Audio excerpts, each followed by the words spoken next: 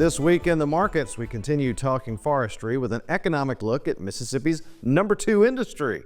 But first, markets closed, still trending down, both row crops and livestock split. Let's take a look. The week's biggest gain, lumber, up 21.5 bucks, more than a 3.5% increase from the previous week. The week's biggest loss, lean hogs, down 3 3/4 cents. That's more than a 4% decrease from the previous week. So we've all heard that the average age of farmers throughout the U.S. is trending higher every year. In forestry, at least here in Mississippi, through organizations such as the MFA, we're attempting to curb that trend by encouraging the younger generations to get involved. We have over 60,000 people in the forestry and logging workforce in Mississippi, and a lot of those are aging just like other workforces across the state. And so we have got to get the students interested in these jobs, and we've got to show them that it's not what you think about with a lumberjack in the woods with a saw or whatever they think of. They're in an air-conditioned cab, they're in the woods in this beautiful weather, and so this lets them see that this might be a job that interests them. And so this year we have about 600 students coming from across the state. Some of these are in forestry, some are in 4-H programs, some are in FFA programs, and some are just interested in seeing what's available in the workforce. So now we're taking a deeper look into the Mississippi timber industry, the second highest grossing ag industry in the state behind broiler chickens, which generated nearly $1.5 billion in 2024.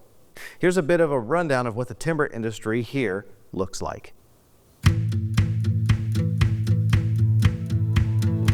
If you drive through or fly over Mississippi, you'll see very quickly that this state is a sea of green woodlands.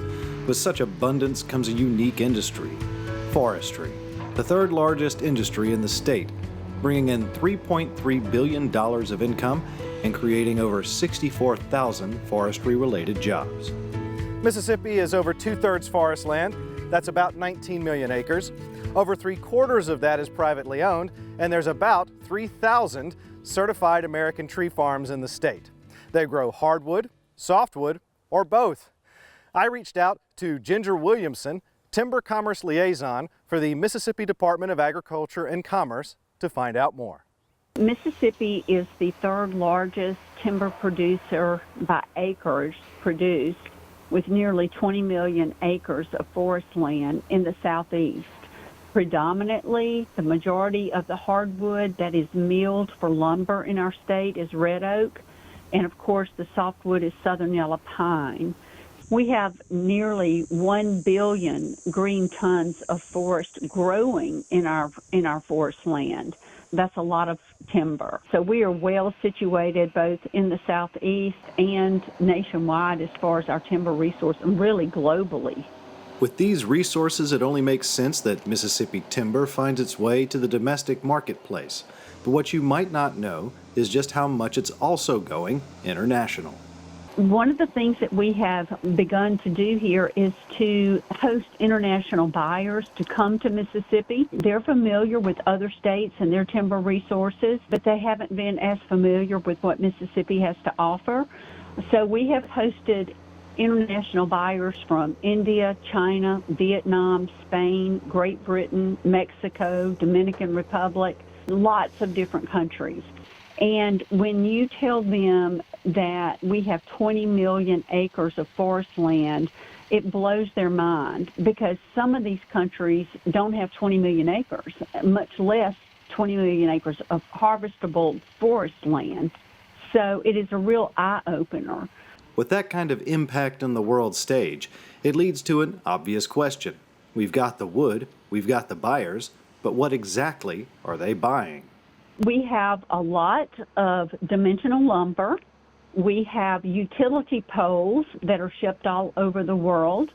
We have a lot of beams that can be used for construction mats that are used in the oil fields and various other construction sites. We have, of course, wood pellets, and that's a huge product right now globally. Wood pellets are used for power. So Japan uses a lot of our wood pellets for energy. Throughout Europe, they use a lot of the wood pellets for home heating. But on the larger scale, they're used for energy production in replacement, oftentimes, of coal. With such an important resource, it only makes sense that we would do our best to preserve it. Mississippi tree growers and harvesters have adopted practices that will help keep our timberlands healthy for future generations.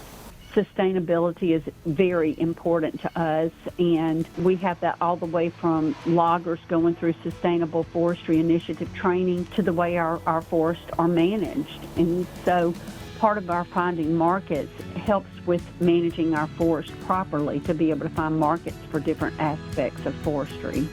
With the advent of safer practices, the stewardship of growers who love their land, and the assistance of state and federal programs, it looks like Mississippi forestry is going to reach new highs in the coming years. It may not be the #1 timber producing state, but they do make an impact and they try to do it right. For Farm Week, I'm Zac Ashmore reporting.